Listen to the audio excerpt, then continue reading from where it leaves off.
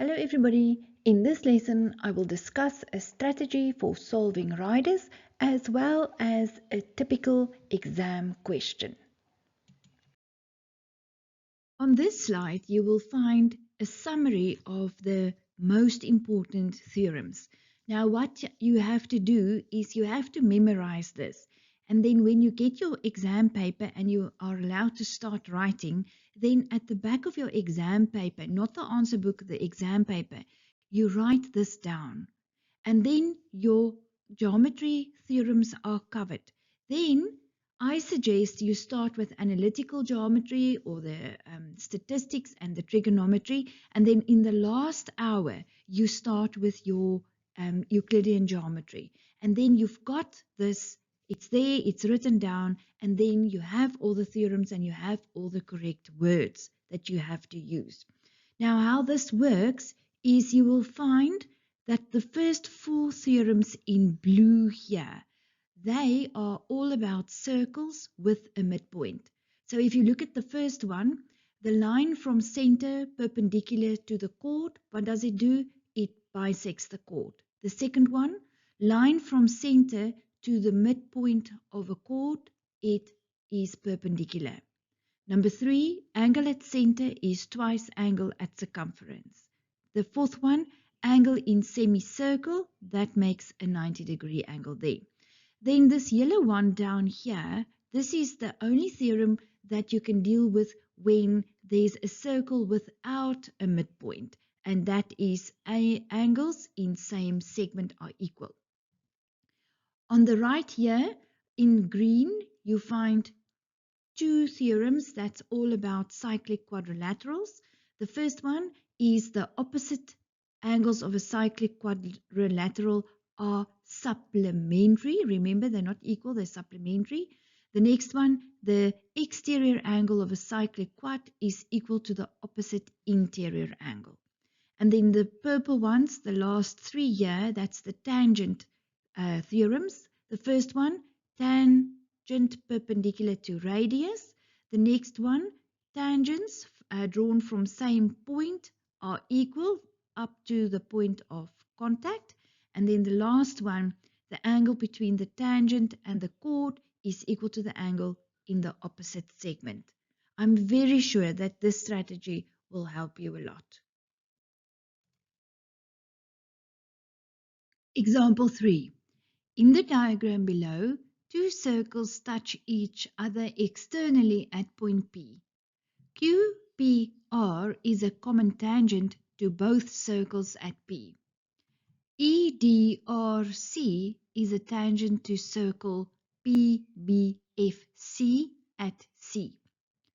Angle RCA is Y and DAC is X. AD is parallel to BC. 3.1. Name with reasons 4 other angles equal to X. So we can start by saying P1 is equal to X. And your reason is angle between tangent and chord is equal to the angle in the opposite segment. And that's the chord. Then the next one, C2 is equal to X. And your reason, alternate angles equal because AD is parallel BC. Angle E is equal to X. And your reason, angles in same segment, and it is chord DP that subtends both. Last one, P5 is equal to X, vertically opposite angles. 3.2, show that EPA, which is that angle, is equal to X plus Y. So we can start by saying that angle DCB is equal to X plus Y. So that is that angle at C. And where does the X come from? It comes from the previous sum where we said that C2 was X since AD was parallel to BC. They were alternate angles. And then we can say that angle EDRC dA, which is D1, which is this one, is then x plus y. And the reason is because they are corresponding angles, because AD is parallel to BC.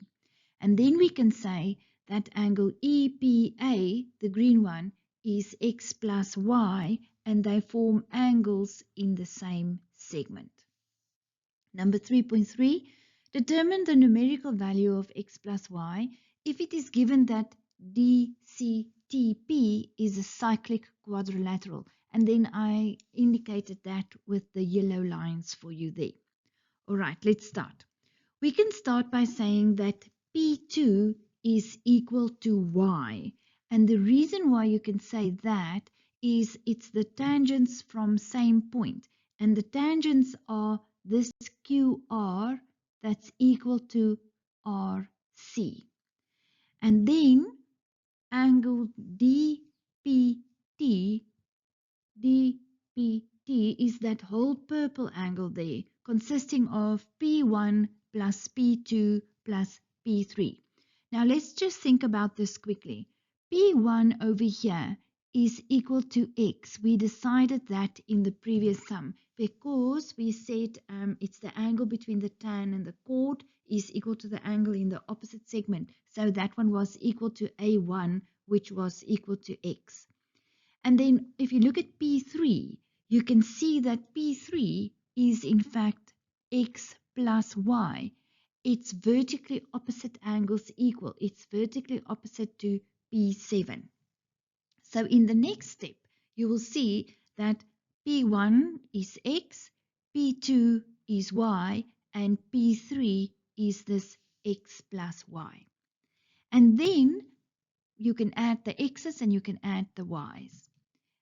We know that angle C is x plus y, and then we can say that angle DPT, that is that whole angle P1, 2, and 3, plus angle C is equal to 180 degrees. And your reason, opposite angles of a cyclic quad is supplementary.